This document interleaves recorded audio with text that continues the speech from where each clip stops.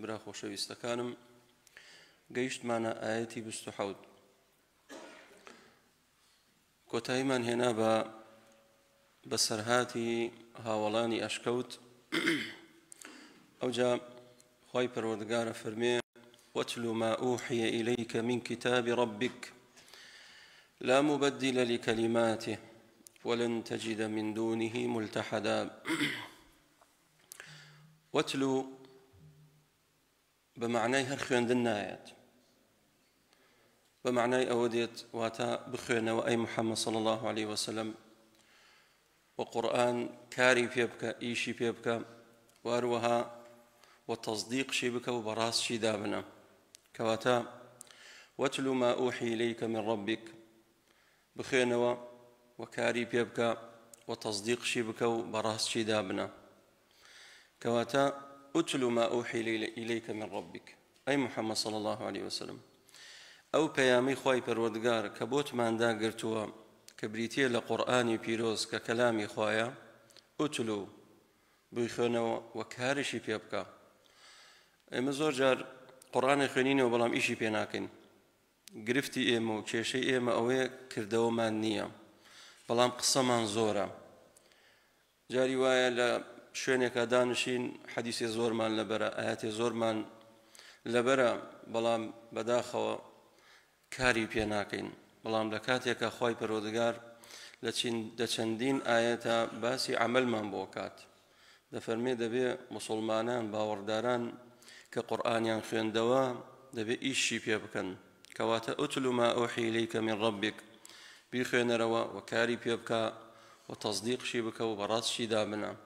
چونکە ئەگەر بێت و قورئان نەخوێنیتەوە و بەڕاستی دانەنەی واروەها کردەوەی پێ نەکەی ئەوە عقوبە و هەڕەشەی خوای گەورە دێت چونکە ئەو قورئانە بۆ ئیشی پێ بکەین وبو براستي دابنين وبو بيخوينينوا چونك لا مبدل لكلماته او قرآننا قرآن كاريبا سرانايا او بو 1400 او نصالحاتوا هتاكو يستاك لا مبدل لكلماته يك كلمه كزنيتواني بيغورت وخواي پروردگار ام تحدايا هر امينيتو تا روجي قيامت شيء اتواني دسكاريم قرآن بكات ناتواني خوي تعالى ببيغمري خواه فرمي عليه الصلاة والسلام تفرمي ولو تقول علينا بعض الأقاويل لأخذنا منه باليمين ثم لقطعنا منه الوتين تفرمي أي محمد صلى الله عليه وسلم أقل لخوتوا كوملك شد بليتو بديت بال خواه بديت بال ديني خواه لكاتيك أخوي قول أمري نكردوا وواينوتوا أولا أخذنا منه باليمين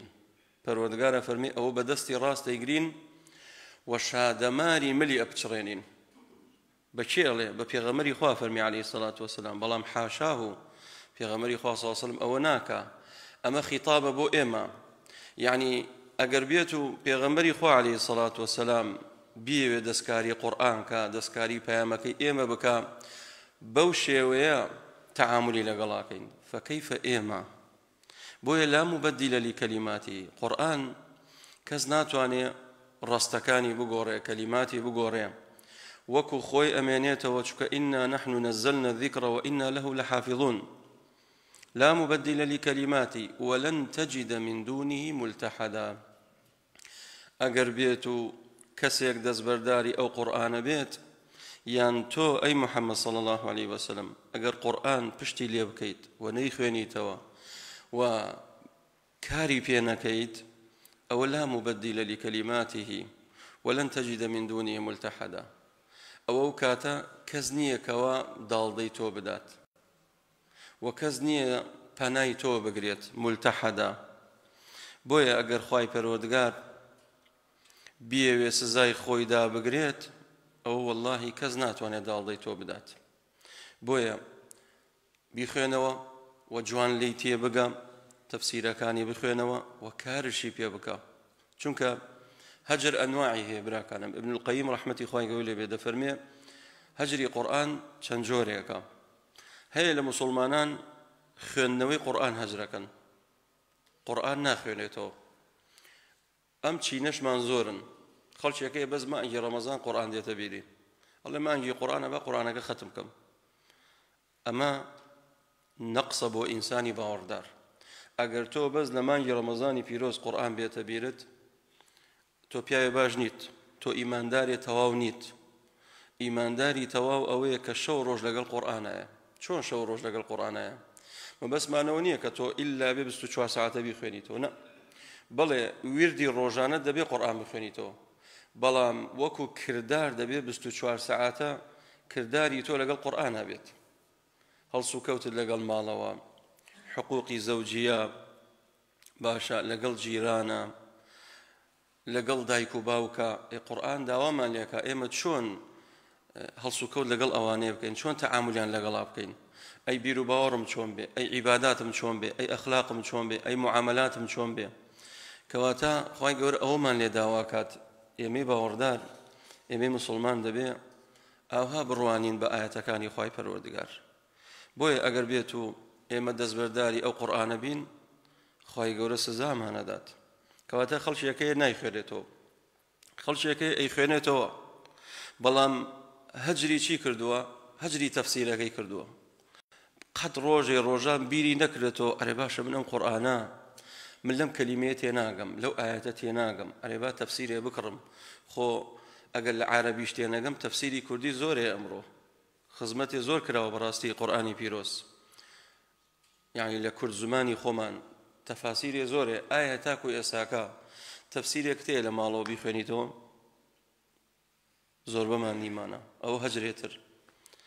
بۆیە جۆرێکێتر لە جۆرەکانی هەجری قورئان هەجر الاستشفاء به خەڵکێکە ئەیخوێنێتەوە و تەفسیرەکەش ئەیخوێنێتەوە بەڵام وەکو شیفا بەکاری نایەنێ لە کاتێکە قورئان شیفایە هەرچی بەڵایەک نەخۆشیەک دێتە سەری بۆ لای ئەم دکتۆرەوە دکتۆر ئێمە ناڵێین مەڕۆ بە دکتۆر بڕۆ ئەسبابەکان بگرە بەر بەڵام بۆ قەت ڕۆژان ئەم قورئانە کە خوای تەعالی فەرمێ وننزل من القرآن ما هو شفاء قورئان شیفایە بۆ وەکو شیفا وەکو چارەسەر بەکاری نایەنی بۆ خۆت کەواتە ئەوش خەلەلێترە هەجرەکان زۆرن براکانم ئێستا من دابنشم بە نیو سەعات تەواو نابێت بۆیە خوای تەعالی باسی ئەوەمان بۆ کات کەوا پێغەمبەری خوا صلی الله علیه وسلم گلەیی ئەکات وقال الرسول يا ربي إن قومي اتخذوا هذا القرآن مهجورا قومكم وازن لقرآن هاوردو وازمان لقرآن هاوردو والله أي خوانين وإيشي بيناكين إيشي بيكين سيركين بسروبن إيشي بيكين وكو خوي إيشي بيناكين إستا داعش كاتيك سري هلدا چيبون أمانة قرآن ناخوانايو با لئيمة جوانترش قرآن خوانو أي بوا كوتنا ناو أو أمتيا أو خلقان هموي كافر كشرطيان بي كافر وجيشان بي كافر و بيجمرقيان بي كافر و حكومتيان بي كافر وكاركي چيبو چونك بساقتي ممارسي قرآنيان كرت وكو خوي قرآنيان تطبيق نكرت انطلقوا إلى آيات نزلت في الكفار فأنزلوها على المسلمين أو آياتاني كخواي پروردگار دایگر بەسەر بێباوەڕان هەستانە و ئاەتانیان هاورد دایانگر بەسەر مسلمانانیان پێ کافر بوو مسلمانانیان سەرە بڕین جا لە کاتێکا ببینن ئەوان کاریان بەس لەگەڵ مسلمانە ئەمما بێباوەڕانە ئەمریکایە ئەوروپایە لە دەستی ئەوان سەڵامەتن چکە بۆ داعش صیناعی یەهودیە داعش کێ دروستی کرد ئەمریکا دروستی کرد جوولەکە دروستی کرد بۆ لێدانی ئیسلامە بۆ ناشرینکردنی ئیسلامە کۆمەڵێک کەس خزانە ناو ئەو منهەجەیە بە تایبەت گەنجەکان ئێستاکەش ئەو بیرۆکەیە لە کۆمەڵگای ئێمە باوە وەتەشەنەی کردووە فڵان کافرە و فڵان تاغوتە و هەمووشی مسلمانە کۆمەڵگای ئێمە بۆیە دەبێ ئاگادار بین خوێندنەوەی قورئان وە کردەوەکردن بە قورئان وەکو خۆی چۆن پێغەمبەری خوا صلی الله علیه و سلم کاری پێ کردووە ئێمەش ئاوا کاری پێکەین غلو نەکەین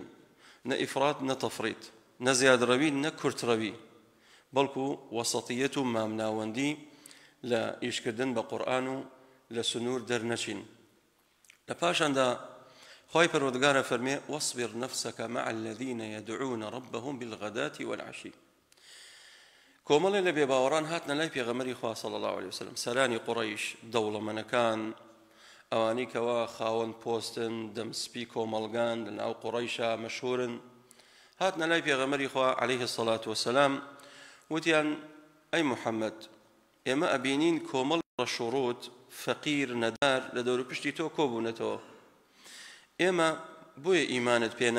نایەنە مەجلیسی تۆ ئێمە ناینە مەجلیسی تۆ چونکە سوهەیب لە مەجلیسی تۆیە بیلالی حەبەشی ئەو ڕەشپێستە چیە لە مەجلیسی تۆ بێت ئەی فڵان خەباب چیە لە مەجلیسی تۆ بێت ئەمانە هەمووی دەرکە و قاودە ئێمە ئەو جەدەینە مەجلیسی تۆ ئێمە پێمان عیبە پێمان شەرمە لە مەجلیسێکدا بنشینکەوە ئەو خەڵکە ڕەشوڕوت و فەقیرەی لێیە کاتێکم قسەیان کرد پێغەمبەری خوا صلی الله علیه وسلم حەریص بوو لەسەر ئەوەی کەوا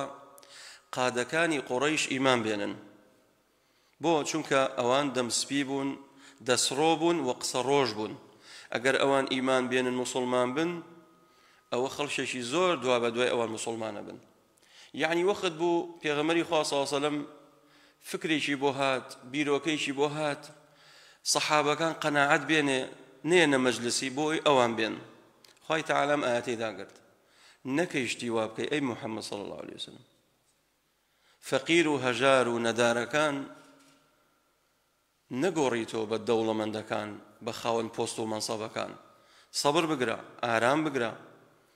ئەوانە یەدعون ربهم بالغداة والعشی ئەماڵە ڕاستە فەقیرن ڕاستە وەجاهەتێکیان نییە لەناو کۆمەڵگایە کەس نایان ناسێ بەڵام یەدعون ربهم بالغداة والعشی ئەمانە خواپەرستن ئەمانە عیبادەتی خوای گەوراکەن طبعا لێرە یەدعون بە دوو معنا دێتەوە هەم دوعای مەسئلە هەم دوعای عیبادەت دێتەوە واتە ئەمانە خواپەرستن و ئەمانە بەتاک و تەنها لە خوای گەورە داواکەن یەدعون ربهم بالغداة والعشی بەیانیان و ئێواران ئەمانە شەو ڕۆژ خەریکی عیبادەتی خوای تەعالان یوریدون وجهه يعني وجه الله ئەمانە مەبەستیان ئەوەی خوای گەورە لە خۆیان ڕازیکەن باشە تۆ ئەتەوێ ئەمانە بفرۆشیت یان بیان گۆڕیتەوە بە خەڵکانێک کەوا کافرن و بێباوەڕن با دەوڵەمەندش بن با خاوەن پۆست بن با پلەدارش بن با وەجاهەتێکیان شەبێ لەناو کۆمەڵگا هیچ ئیسفادە لەوانە ناکەی خێریان پێوە نییە چونکە ئەوانە ئیمانیان نییە ئەوانە بێباوەڕن یعنی سبحان الله پێوەر ئێستا لە کۆمەڵگای ئێمە لەلای ئێمەی ئینسان پێوەر چییە فڵانە کەس دەوڵەمەندە زۆر خەڵک لێی کۆبێتەوە فڵانە کەس پۆستی هەیە خەڵک لێی کۆبێتەوە فڵانە کەس جوانە خەڵک باسیەکات فڵانە کەس ئەوەیە خەڵک دائیمە حەزی لە مەشاهیرە کێ دەوڵەمەندە کێ پۆستی هەیە کێ خەڵک لە دەور و پشتێتی خەڵک بۆ لای ئەوە ڕات ئەمە خەڵکێک فەقیر بێ ئەگەر ئیماندارش بێ سەرەکی کەسێک سەلامی لێ ناکات لای خوای پەروەردگار وانیە ئەو معادلەیە غەڵەتە خوای پەروەردگار کەسێک شێوێت کەوا ئیماندار بێت کە بۆ خوا سوڵحاو بێت عابد بێت خواپەرست بێت داوا لە خوا بکات با نەبوونش بێت با فەقیرش بێ با پۆستشی نەبێ با مەنسەبشی نەبێ پێغەمبەری خوا عەلەیهی سەڵات وەسەلام پیاوێک ڕەت بوو بە سەحابەی فەرموو ڕاتان چییە بە فڵانە کەس پیاوێک ڕەت بوو پیاوێکی دەوڵەمەند بوو بەڵام پیاوێکی خەراب بوو فەرمویان ئەمە ئەگەر بێت و بێتە ناو مەجلس شایستەیەکەوە قسە بکات و ئەگەر بێت و داوای کچ بکا و داوای ژنمان لێکات شایستەیەکەوە ژنی پێ بدەین وتی باش کارایەتە ڕەت بوو پیاوێکی فەقیر بەڵام موسڵمانێکی چاک ئەیوتی ڕاتان چییە بە فڵانە کەس ئەم پیاوە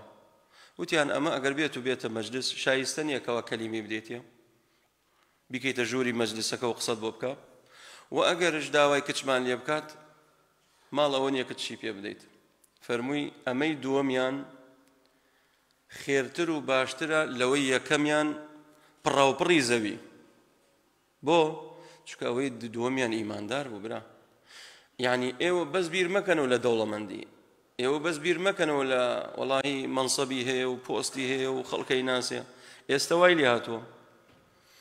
کابرا دێنە داخوازی کچەکەی بیر ناکاتەوە لەوەی کەوا ئایا ئەو کوڕی هاتۆتە داخوازی کچەکەی کەسێکی چۆنە ئەرێ نوێژەکات تاعەتی هەیە مەشروبە خوا ناخوات نەرگیلا خوات مخدراتە خوا خەریکی چییە ئەم کوڕە ئیش و کاری چییە بەس پرسیار لە چیەکەن یەکەم پرسیاریان ئەوەیە ئەرێ چۆنە دەوڵەمەندیان فەقیرە خانووی خۆیەتیان نا جارێ هەر پرسیار نوێژ ناکات پرسیار عیبادەت و تاعەتەکەی هەر ناکات بۆ چونکە ئەو شتانە بۆتە سانەوی لای ئێمە بگرە هەندێکمان جۆمانش لێی نییە زاواکەمان تاریکە سەڵات بێ لە کاتێکا دەبێ ئێمە کەسێک هەڵبژێرین بۆ کچەکەمان دەبێ خواپەرست و عابد بێ لە خوا بترسێ حەڵال خۆر بێ دوو ڕۆژتر ئەمانە مناڵیان نەبێت ئەم دایک و باوکە ئەبێتە قدوە بۆ ئەو مناڵە ئێکە معیار و پێوەەر لای من و تۆ دەوڵەمەندی بێت منسەب بێ وەڵاهی براوە ئێمە بە هیلاک چوینە بۆیە دەبێ ئاگادار بین خوای تەعالا فەرمێ وەصبر نەفسەکە ئەی محەممەد صلی الله عليه وسلم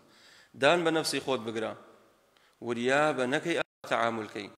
بەڵام پێغەمبەری خوا سەڵام تەعاملی نەکرد بەڵام خاتڕەیەکی بۆ هات لەبەر مەسلەحەتی دینەکە مسلمان بن و ئیمان بێنن بۆ ماوەیەک ئەوان دوور بخەمەوە خوای تەعالا فەرمی بۆ یەک ڕۆژش بۆ یەک تاقە شتیوانەکەی نەکەی مسلمان بگۆڕیتەوە بە کافر ئەفەنەجعل المسلمین کالمجرمین ما لكم كيف تحكمون ئەمە چۆن حکمێکە چۆن یاسایەکە وەڵا ئەمە دەوڵەمەندە لە خۆمی نێزگەکەمە ئەمە فەقیرە بڕۆ دەرەوە ئەوە بەڕاستی خوای پەروەردگارە فەرمێ شتی وا مەکە ولا تعد عيناك عنهم تريد زينة الحياة الدنيا أي محمد صلى الله عليه وسلم بۆ چاو لەو فەقیرانە ئەبڕیت بۆ چاوی خۆت وەرەگێڕی لەو فەقیر و هەژارە موسڵمانانە بۆ لای خەڵکانێک کەوا بێباوەڕن دەوڵەمەندن تريد زينة الحياة الدنيا مەبەستت ڕازاوەیەکانی دنیایە تۆ چی داواکەی لەمانە مەبەستت چییە ئەمانە پارەدارن ئاور لە پارەکەیان مەدەرەوە چونکە ئەو پارە و ماڵی کەوا هەیەە إنما يعذبهم الله بها في الحياة الدنيا هیچ سوودێکی بۆیانی هیچ کەڵکێکی بۆیان نییە ئەو ڕازاوەی دنیا ئەو پۆست و مەنسەب و وجاهەتی کە هەیان بوو ئەو دەوڵەمەندیە ئەو زێڕ و زیوەی کەوا هەیەە ئاوڕیان لێمە دەرەوە تريد زينة الحياة الدنيا نكيشتي وابكيت ولا تطع من أغفلنا قلبه عن ذكرنا وهر كسيكش غافلة لذكري إيما تو أوريان لما درو وجورياليا مكة طاعتيا مكة ولا تطع من أغفلنا كابرا ببردوام حقي بوديت رديكاتو حقي بودي رديكاتو حقي بودي رديكاتو آيات بودي بجوي خي سنة رسول الله عليه الصلاة والسلام بودي أوري لناديتو حديثة كانت بو إخوانينوا تطبيقي ناكيد كواتا تو كوتي تناو چيوا ناو داوي غفلت وريابن أم محاضرة أم تفسيرا خطبي سر منبر هر ما مستای قسەتان بۆکە هەمووی حجێ بەسەرتانەوە هەر بۆ خۆشی نییە من دابنشم چیرۆشێکە بزانم مسلسلێکە و فلیمێکە و ئەصحاب الکهف گەشتە چۆ و نەتیجەکەی چی بوو ئەگەر ئاوا بیرەکەیتەوە زۆر بە غەڵەت بیرت کردێتەوە ئەمانە ئەخوێنینەوە باسیەکەین دەبێت بەکردەوە بیسەلمێنین دەبێت بەکردەوە بیسەلمێنین ئەمما هەر ئاەتێکمان بۆت خوێندەوە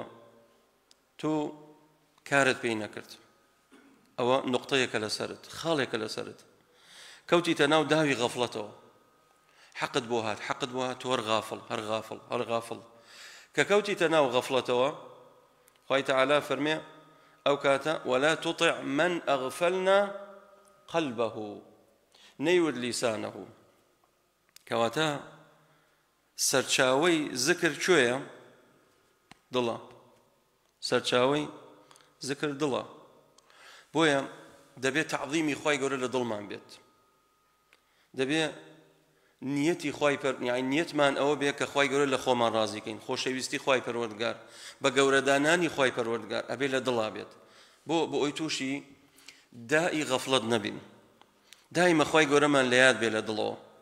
ئەوجا بزمان ربطي كين لقد ضلايا كضل باش بو أو كاتا رفتار من باشا بيت وقفتار من باشا بيت كضل خرابو رفتار من خراب بي وقفتار من خراب بي بلغمان شيا في خواه صلى الله عليه وسلم فرمي وإن في الجسد مضغة لناو لا شو جسم إنسان بارشا غوشتك ما بس بيدلا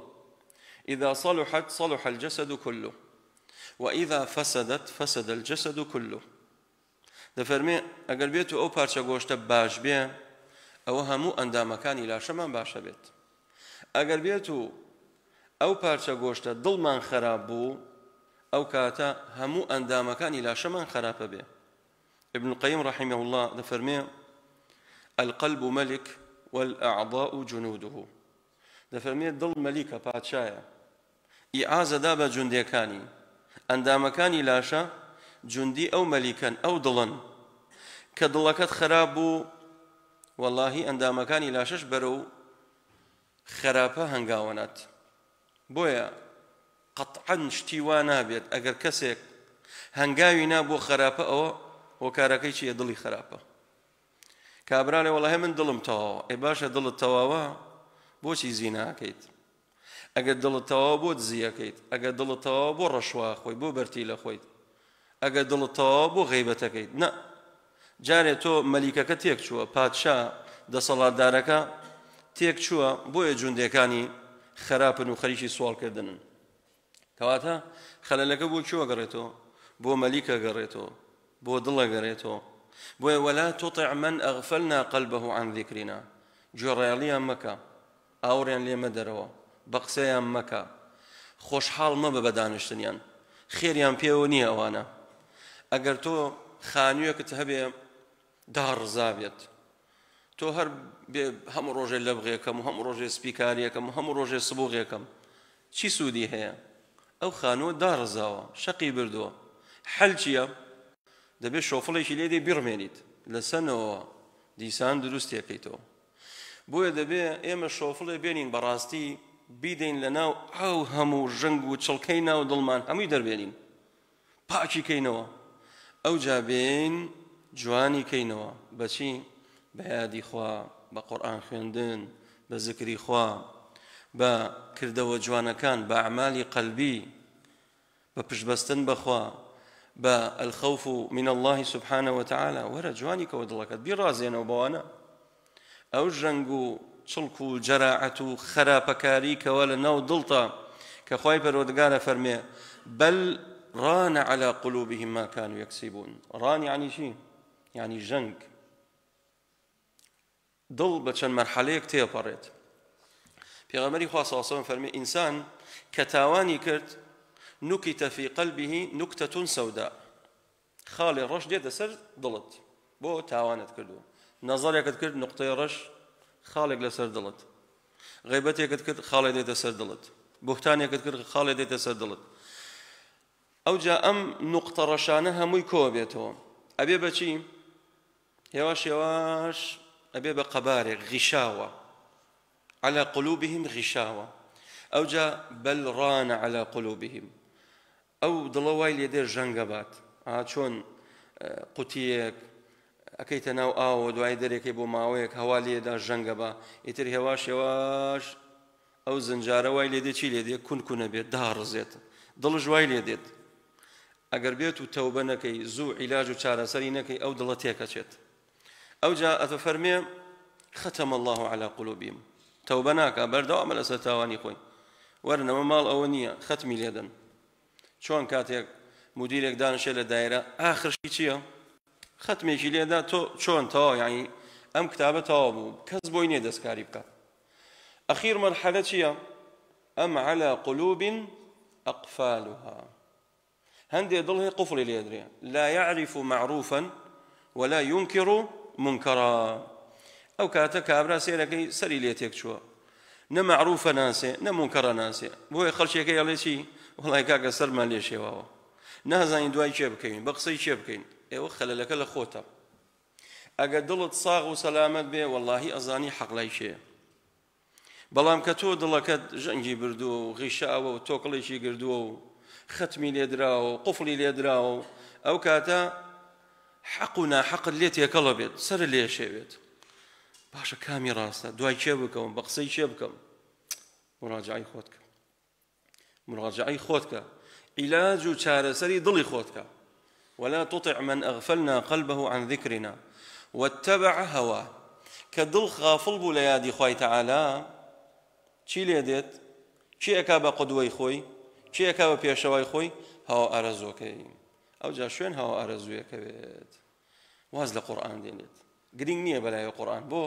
چونکە غافڵە بەردەوام غەفڵەتی هەیە لە غەفڵەتە یعنی چۆن کاتێک تۆ سیارە لێخوڕی لەسەر ڕاستە شەقامی ڕێیەکەی نەناکایەکە خەوت لێکەوێت دوای کە دیتە خەبەرە یەکسەر سوکانەکەگری ئەها وەرنەگەڕێت الحەمدولله هاتمەوە شخۆم ئەمە گەیشتی پێی بەڵام خەڵکێکەیە خەوی لێکەوتووە و نایەتە خەبەرە ڕۆی کاتێکی زانین 5-6 تەقڵەی لێداوە و کۆتایی پێ هاتووە بۆیە خوای تەعالی فەرمێ إن الذين اتقوا إذا مسهم طائف من الشيطان تذكروا فإذا هم مبصرون تەقواداران کاتێک ئەگەر تاوانش بکەن بۆ تەقوادار تاوانەکە بەڵێ تەقوا متەقی ئەو کەسەیە کە تاوانەکات بەڵام دوایی ئەگەڕێتەوە لەو غەفڵەتە تووشی غەفڵەت دێ متەقی بەڵێ تووشی غەفڵەت دێ بەڵام دوایی ئەگەڕێتەوە بەلای خوای پەروەردگار تەوبە ئەکات إذا مسهم طائف من الشيطان تذكروا بۆ وام کرد من بۆ ئەو تاوانم کرد ها محاسبەی خۆیەکە النفس اللوامە لۆمەی نفسی خۆیەکات لا أقسم بالنفس اللوامة فإذا هم مبصرون كاتيك لومي خويكا أو كاتا ديت سر شقامك توباكات وأغريت ولا إخوة تعالى بويدا بإيه موابين بل ممكن السكانة كما ندس ما ورقريت بلام آية ممكن نية سكانك بقرينو باتواني أمره فرطا همو كاروبار وجياني چية بزايا روشتو ئیتر با هەر دەوڵەمەند بێ با هەر پۆستی هەبێ و منسەبی هەبێ با ناودار بێت چخوا چی قیمەتیە کە تۆ ئیمانێکت نەبێت کابرا دەوڵەمەندە دڵی خۆشە نوێژ بەیانی سەعات دێ بەیانیەکات نوێی بەیانیەکات نوێژی چی بۆ دەوڵەمەندی وای لێکردووە مەغڕور بووە ئاگای لە مزگەوت نییە قەستەم بەخوا خەڵکی وا هەیە ئەوەندە متەکەبرە دڵەکەی ئەوەندە غافڵە نایە لە مزگەوت نوێژکات پێی شەرمە پێی عیبە ئەڵێم خەڵکە چییە بڕۆم لە بین زەید و عەمر بۆستم و ڕوو بکەمە خوا ئەمە چییە برا خەڵکە بۆ خۆی تێکداوە چێتە مزگەوت سێ ئەم غڕوڕیەکە وەکانە ئەمڕه فڕوتە ئەو کەسە بەڕاستی تەمەنی پارە و ماڵی ژیانی هەمووی بەفی ڕۆچووە بەزایە ڕۆشتووە بۆیە گویان لێ مەگرە دڵت پێیان خۆش نەبێ لە مەجلیسی خۆت دایان منە باچێ لە مەجلیست بێ بیلالی حەبەشی با ڕەش پێز بێ موسڵمانە مصعبی ڕۆمی با ڕۆمیش بێ با لە مەجلیسی تۆ بێت ئەبوو ذەری غیفاری خەباب با ئەمانە لە مەجلیسی تۆ بن بۆی ئاور لەو کافر و بێباوەڕانە مەدەرەوە دەی ئەی محەممەد صلی الله عليه وسلم وقل الحق من ربكم حق حصرا لا إخوائي پروردگارا فمن شاء فليؤمن ومن شاء فليكفر هر کەسێک ویستی لێیە با ئیمان بێنێ و هەر کەسێکش ویستی لێیە با بێ باوەڕ بێت کەیفی خۆتە ئیمان دێنی بەڵام ئیمانەکەت نەتیجەی هەیە و پاداشتی هەیە ئەگەرش ئیمان ناهێنیت بێ باوەڕەبی کەیفی خۆتە بەڵام ئەوەشیان پاداشت و سزای خۆی هەیە بۆیە فمن شاء فليؤمن ومن شاء فليكفر ئەگەر ئەوەی کوفری هەڵبژارد کەسێک دەڵێ کاکە من حڕم من ئازادم من ئیمان ناهێنم دیندارێتی چییە و موسڵمانێتی چییە و ئیسلامەتی چییە کاکە واز لەو خەڵکە بێن ئەو خەڵکە حڕە خەڵک لە دایک بوو بۆ خۆی حڕە ئەو بانگەشەیە هەیە کاکە ئێمە ئازادین کەیفی خۆمانە خەڵک موسڵمان هەڵبژێرێ دین هەڵبژێرێ ئیلحاد هەڵبژێرێ علمانیەت هەڵبژێرێ واز لەو خەڵکە بێن حەقتان چییە ئەم بانگەشەیە هەیە بەڕاستی خوای تەعالی فەرمێ کەیفی خۆتانە ئەوە دوو ڕێگاکەیە حەق و ناحەق ڕوونا کامی هەڵبژێری هەڵی بژێرە بەڵام إنا اعتدنا للظالمين نارا ئەوانەی کەوا زاڵم و ستەمکار و بێباوەڕن ئێمە چیمان بۆیان ئامادە کردووە نارا ئاگرێکی بەتینمان بۆیان ئامادە کردووە چۆن ئاگرێک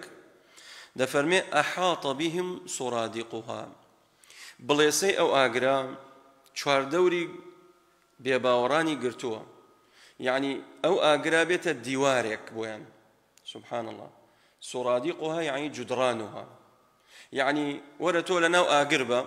بسووتیت ئێستا ئەگەر خوا پەنامان بدە ئەم مزگەوتە ئاگری تێبەر بێت با بڵێن لەو ڕوکنە کە لەوێ ئاگری گرتووە ئەلێدە ڕەحم لە ئاگر نییە چی ئەەکەیت ڕاکەی بەو لاوە نییە بۆی ڕزگارت بێ لە جەهەنەمە چواردەورەت هەموو دیوار هەمووی بۆتە ئاگر لەوێ ئاگر گرتوێتی لەوێ ئاگر گرتێتی لەوێ ئاگر بۆ چۆ ڕاکەی چواردەورەت گیراوە ئەحاط بهم سورادقها ئەمە حاڵی بێباوەڕانە لەناو ئاگری دۆزەخ باشە ئێ باشە تۆ لەناو دۆزەخە برسیتە تونیتە وإن يستغيثوا يغاثوا بماء كالمهل يشوي الوجوه تونیانە ئاومان بۆ بێنن بەسەر چاو ئاوتان بۆ دێنین بڕۆن ئاویان بۆ بێنن چی ئاوێکیان بۆ دێنن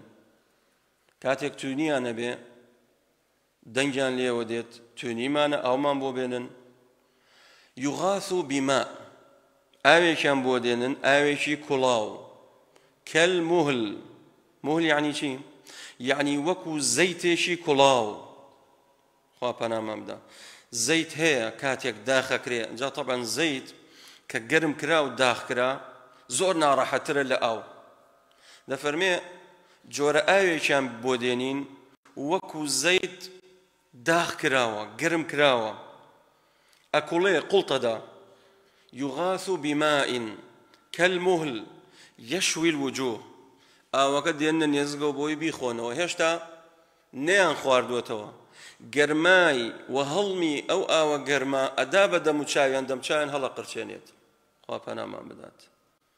كالمهل يشوي الوجوه مریشکی مەشوی وانی ئەڵێ بڕۆ مریشکێ مەشویم بۆ بێنە ئەو مەشویە چی لێ دێت کە لەناو فڕنەکەیە هەمووی هەڵقرچاوە خوا پەنامان بدە لەناو زوخاوی ئەهلی دۆزەخ دۆزەخیەکان ئەدرێ بەکێ بە ئینسانی باوەڕ و بێباوەڕ و مشریکەکان كالمهل يشوي الوجوه بئس الشراب وساءت مرتفقا بەڕاستی خراپترین خواردنەوە ئەو خواردنەوەیە چی جۆرە خواردنەوەیەک ناخۆشە کە تۆ خواردوتە خوای تەعالا فەرمێ خراپترین حاڵ و خراپترین خواردنەوە خواردنەوەیە وساءت مرتفقا و خراپترین جێگاش ئەو جێگایە وەرە تۆ لە خراپترین حاڵا بیت و لە ناخۆشترین شوێنە بیت کە بسووتیت و ناخۆشترین خواردنەوەت بدەنێ و ناخۆشترین خواردنت بدەنێ باشە لەگەڵ ئەوەشە و ناخۆشترین جێگات بدەنێ چی حاڵێکە ئەو جا خوای تەعالا فەرمێ ئەخیر ئایەت إن الذين آمنوا وعملوا الصالحات إنا لا نضيع أجر من أحسن عملا ئەوانەی کەوا ئیمانیان هێناوە عملی صالحیان هەیە کردەوەکانیان بەزایە نادەین کردەوەکانیان نافەوتێ ئەوانەی کەوا عملی صالحیان هەیە ئەحسن و عەمەلا دووبارەیەکەینەوە یعنی چی نەیوت ئەکثەر و عەمەلا کردەوەی باش کام کردەوەی باشە کە ئیخلاصی لەگەڵ بێ و لەسەر سنەتی پێغەمبەری خوا بێ صلی الله عليه وسلم کە حاڵە دوا بوو عملی صالحت هەبوو خوای تەعالا فەرمێ ئێمە ڕەنج بە زاییان نادەین ڕەنج بە خەسارەیان نادەین بۆ چونکە تۆ تەعاملت لەگەڵ خوایە کردووە خوای گەورە عادلە مادەم کردەوەکانت بۆ خوا بووە خوای گەورە پاداش دەداتەوە بەڵام لە دنیایە تۆ لەگەڵ شەخسێکا بە 50 ساڵ لە دوای 50 ساڵ سێرەکەیت فرۆشێت کابرا سێرەکەی لەناو حزبێکایە 30 ساڵ 40 ساڵ خۆی تێکداوە بەڵام لەولاوە یەکێتریان دۆزی و شەق لەم هەڵەدن حەچی ئەو ڕەنجەی کەوا ڕابردوو هەیبووە خەبات و خزمەت و نازانم چی هەمووی درای ئاوە کۆتایی هات ئەوە ئینسانەکە ناوە تەعامل لەگەڵ یەکەکەن بۆ چونکە مەسلەحچین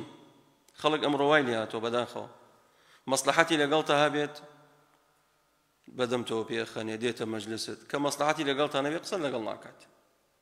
بەڵام خوای پەروەردگار ئاوا ناکە لەگەڵ تۆ دەفەرمێ مادەم تۆ خەباتت هەبووە شۆڕشت هەبووە واتە بە مستەڵەحێکی معاصر شۆڕشەکانت خەباتەکانت بۆ خوا بووە مەبەستت ڕەزامەندی خوا بووە ئێمە ئەو کردەوانت بەزایە نادەین هەمووی پاداش دەدرێتەوە لەسەری هەمووی پاداش دەدرێتەوە لەسەری أولئك لهم جنات عدن ئەگەر کەسێ حاڵی وابوو ئەی باشە باوەڕداران جێگایان کوێ زانیمان بێ باوەڕان جێگایان کوێ حاڵیان چۆنە فەرمووی ئەوانە بەهەشتیان بۆ ئامادەکراوە چۆن بەهەشتێک جنات عدن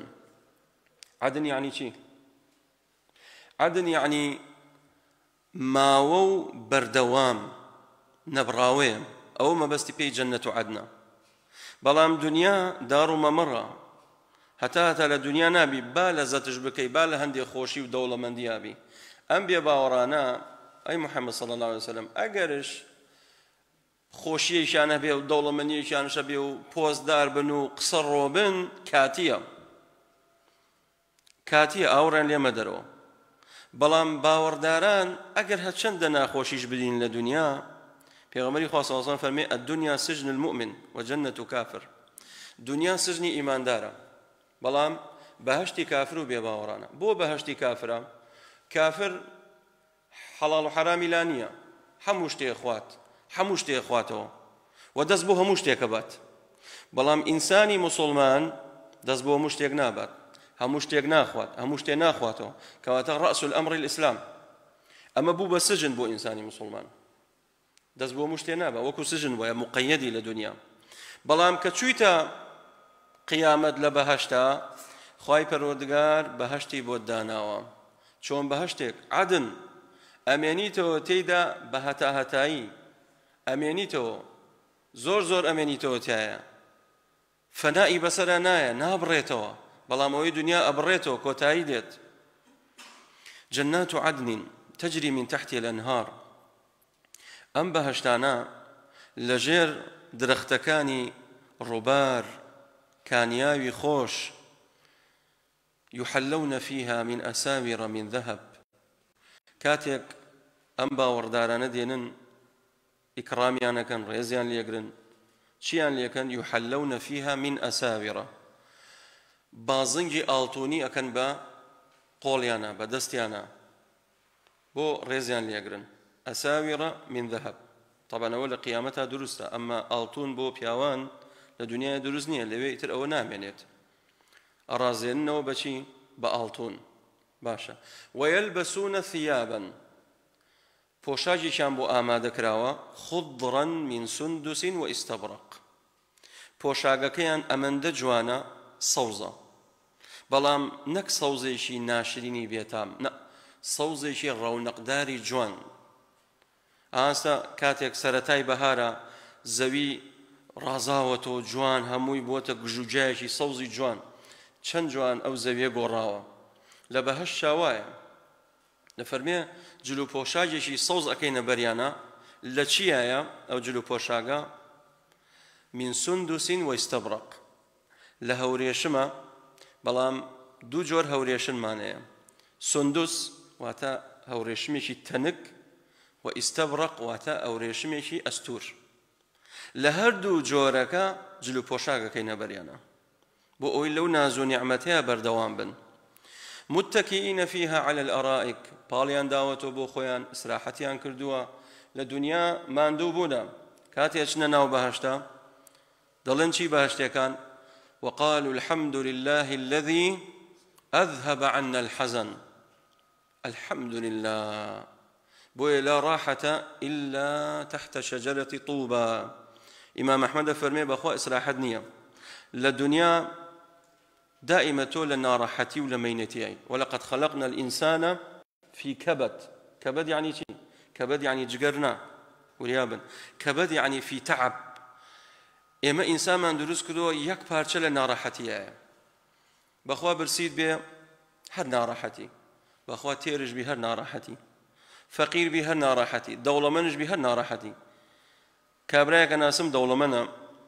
بدس بارو بوتا بن استا وای لێ هاتووە زۆر ژیانی ناخۆش بووە، ژیانی کولەمەرجیە، پێ ناگات، بۆ سەعاتێک مەجای نییە لەگە خزمەکانی دابنشێت، خۆی ئەڵێ وەڵڵاهی بەڕاستی بێزارمە ئێستا ئەو ڕقەمە گەورەیەش هەمووی لە بن دەستمایە تازە ناتوانم دەستبەرداری بم. دەوڵەمەنیشە ناڕەحەتیە برا، ئەو دەوڵەمەنیش ناڕەحەتیە. هەچەندە پارەت هەبێت، چەندە دۆلارت هەبێ، ئێستا با بڵێن تۆ خاوەن 50 دەفتەری کە بچیتە بازاڕ چەندێ لەگە خۆتە بین، با بڵێن 50 وەرەقەکە کاکە دەفتەرێ بم لەگە خۆمە، ئەخۆ 50 دەفتەرەکان وی ناکە دەیجیفانت، کەواتە هەرچەندێکت زیاد کرد ڕقەمە، هەر ڕقەم زیاد دەبێت. بۆیە بەڕاستی خۆشی و نیعمەت ئەوەیە کاتێکە چتە بەهەشتەوە متكئين فيها على الأرائك، چەند خۆشە پاڵت داوەتەوە، ئیسراحەت لەسەر تەختەیەک لەسەر قەنەفە بۆ خۆت پاڵت داوەتەوە لە بەهەشتا ئەوهایە، پەردەی جوان ڕازاوە ڕێزت لێژی لێ. نعم الثواب وحسنت مرتفقة، خوای پەروەردگارە فەرمێ باشترین ثواب و پاداشت ئەم پاداشتەیە، وحسنت مرتفقة و باشترین جێگا و ئیسراحەت بۆ باوەڕدار ئەم جێگایە. کەواتە حاڵی باوەڕدارمان زانی و حاڵی بێباوەڕشمان زانی چۆن بوو، خوای گەورە چۆن پاداشتی باوەڕدارانیان دایەوە و چۆن پاداشتی بێباوەڕانیشی دایەوە. ئەو جا خوای تەعالی نمونەمان بۆ دێنێتەوە لەسەر دوو کەس، واضرب لهم مثلا رجلين جعلنا لأحدهما، دوو برا هەبوون، یەکیشیان دەوڵەمەند بوو یەکیشیان فەقیر بوو، نمونە دێنێتەوە لەسەر ئەو دوانە، ئەو هەڵەگرین بۆ سبەینی ئینشاءالله تەفسیلی پێدەین. داواکەم لە خوای پەروەردگار بەناوە جوانەکانی و بەصیفاتە بەرزەکانی بەختەوەرمان کە و ئەخیری هەموو لایەکمان خێرکە. یا رەبی خوایە ڕەحممان لێکەی، یا رەبی خوایە ڕۆژی مانگی ڕەمەزان لێمان قبوڵ کردبێ. خوای پەروەردگار ئەوەی ئەیڵین ئەوەی ئەیکەین لە پێناو تۆ بێ یا رب العالمین، بەشی کەسی تریتیانە بێ. والحمد لله وصلى الله وسلم على رسول الله وجزاكم بارك الله.